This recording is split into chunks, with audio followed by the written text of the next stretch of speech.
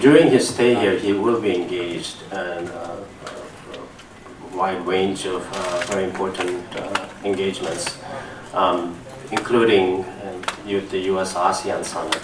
And we also expect that he will have a bilateral meeting with President Duterte. So I think it will be a very productive and important visit for both countries, and we're looking forward to welcoming him.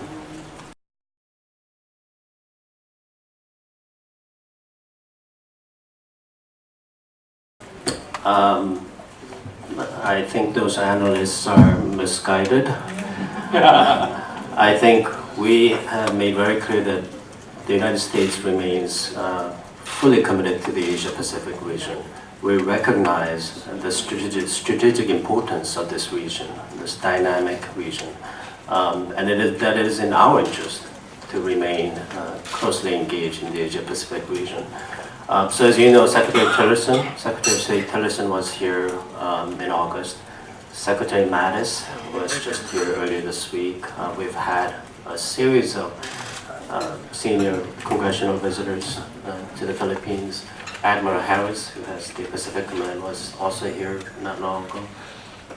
And I think this demonstrates the focus and the attention that Washington is paying to this important region and our important bilateral relationship with the Philippines.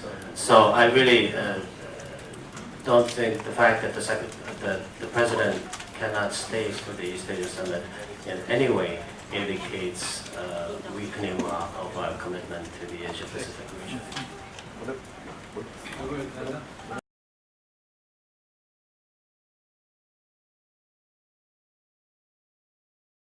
Well, I expect that the two leaders will have a very full discussion on all of the important issues of concern to both countries and to the region. I think they will talk about the recent developments in Mindanao. They will talk about the threat posed by North Korea. And they will talk about how we can work together to strengthen our bilateral relationship in terms of our alliance, in terms of our economic partnership, and in terms of strengthening our cultural and people-to-people ties. So I expect that it will be a very full discussion.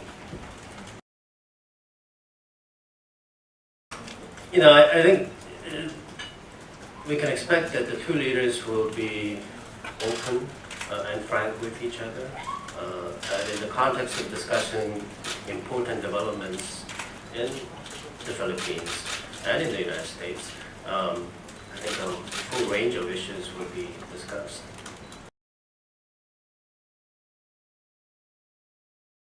Well, I think Secretary Tillerson and other senior officials in Washington have made very clear that human rights, rule of law, due process, these are all very important principles and values that the United States continues to hold dear. And we will continue to work with our partners and allies and friends to promote those values and principles. So I don't think anything has changed in that regard.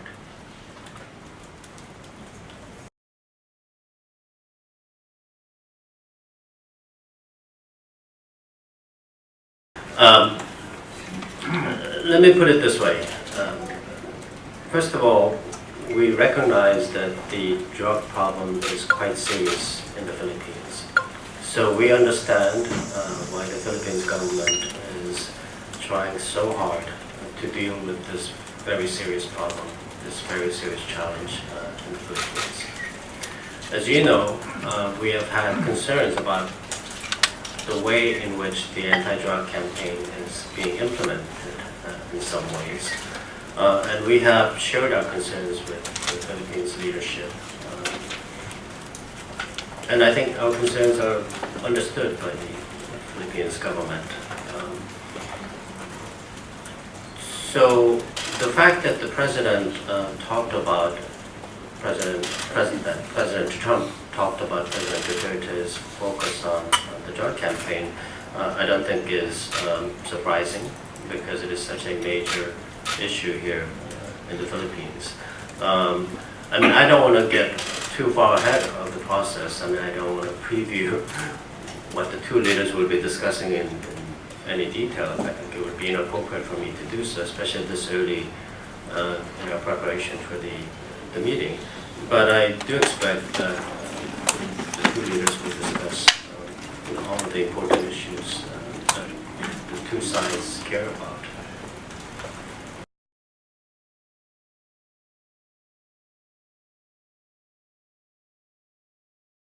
I'm not sure if it would be appropriate for me to comment on the way the EU administers its foreign assistance. I can tell you that for USAID program, these are not conditional. And in fact, we have a long history of providing very significant foreign assistance to the Philippines. What has been affected by our concerns over human rights issues is that we have been much more cautious about providing lethal weapons to the Philippines National Police, elements that are directly involved in the anti-drug campaign. But otherwise, as you know, we have continued to provide significant assistance to USAID programming, and of course we continue to provide very important assistance to the armed forces of the Philippines in terms of training, equipments, and sharing intelligence.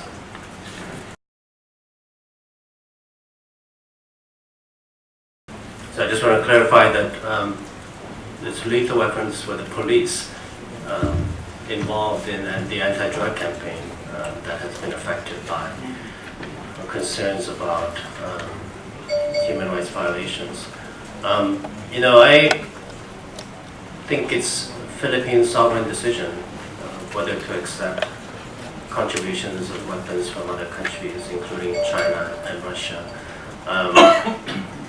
What we focus on is what we are doing to make sure that the U.S.-Philippines alliance remains as strong as it can be, so that we are jointly prepared to deal with terrorist attacks, to deal with natural disasters and other emergencies here in the Philippines.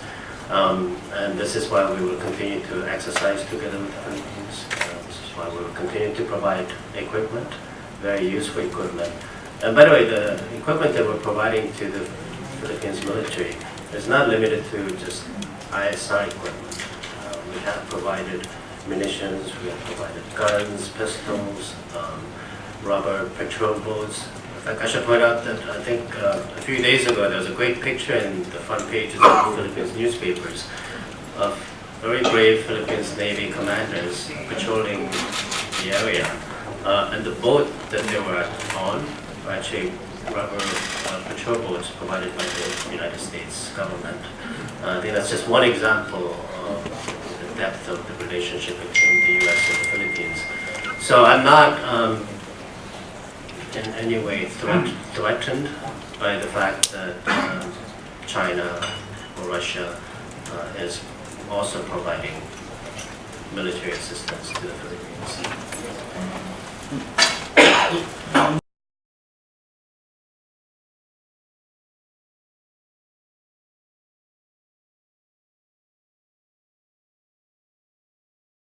No, absolutely. In fact, I think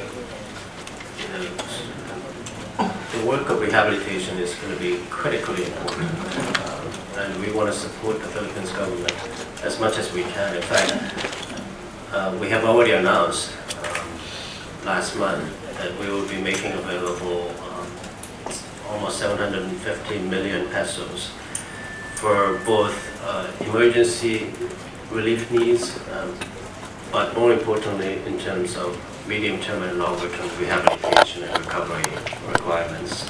And that's just the start. I expect that the U.S. will provide additional assistance as the rehabilitation effort continues.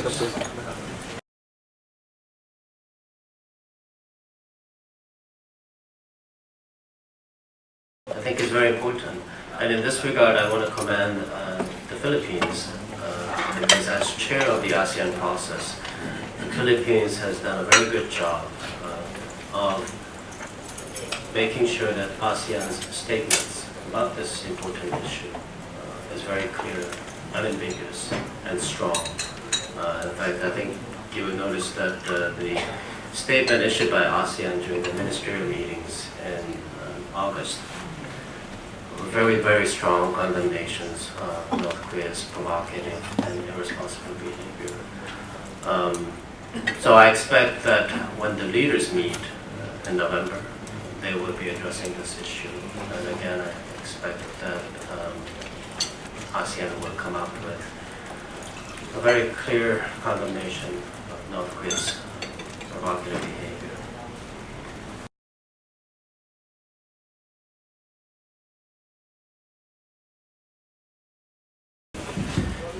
Thank you very much.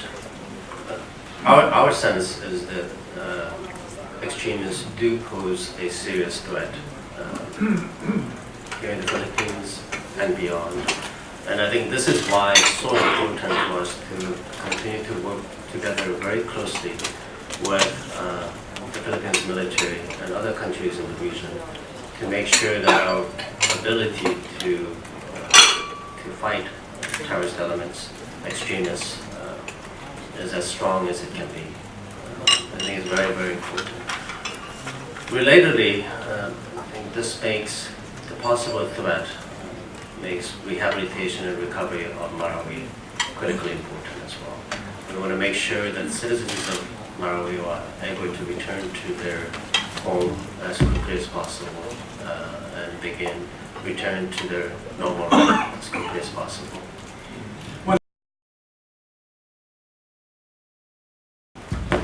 Well, I think interoperability is critical to having the best possible ability to fight extremists, terrorists, and other dangers looming out there. And this is why the long history of cooperation and partnership between the U.S. military and the Philippines military is something that we want to continue to promote and strengthen.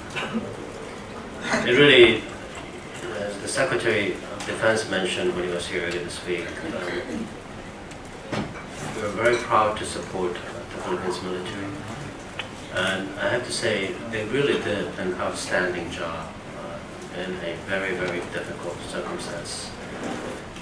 The fact that there have been no allegations or credible reports of abuses by the Philippines military, I think says quite a bit about the responsible force that we have as partners in the armed forces of the Philippines. And I would like to think that part of that is because of the long history that our two militaries have together. This is something that we're going to continue to work on. On China's role, I'm not a China expert, but I think we all agree that we want China to be a responsible leader in the Asia-Pacific region and beyond, as you pointed out, in the second largest economy globally. I think there is a responsibility that goes with being such a big, important, and powerful country. And we hope that China will be a constructive leader in the region and beyond.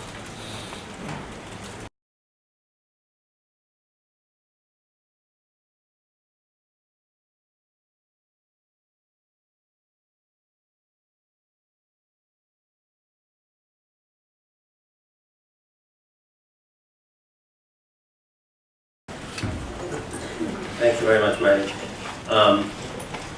So I think we have to be somewhat cautious when we talk about our intelligence activities. But I can tell you that we did play a very important role in supporting AFP's efforts to retake Marawi. I think in three different ways. One was, of course, as you mentioned, intelligence support. We had P3s and Gray Eagles providing crucial intelligence and information to the armed forces of the Philippines so that they would be able to carry out the operations necessary to retake Marawi. We also provided technical advice. Again, I don't want to pat ourselves in the back too much, because obviously it was the Armed Forces of the Philippines that did the actual operation. And as I mentioned earlier, they do deserve great credit and appreciation for the excellent work they did. But I do think we provided very useful technical advice because we have more experience in urban warfare. I think this was a new area for the Armed Forces of the Philippines. And it's obviously very different from other types of warfare. So we were able to share our knowledge and experience with Armed Forces of the Philippines. So I think that was quite useful. The third way is through equipment grants. As I mentioned, have been providing very useful equipment to the Philippines military for a long time now. And we continue to do so throughout the 5-month ordeal in Maro. On EDCA,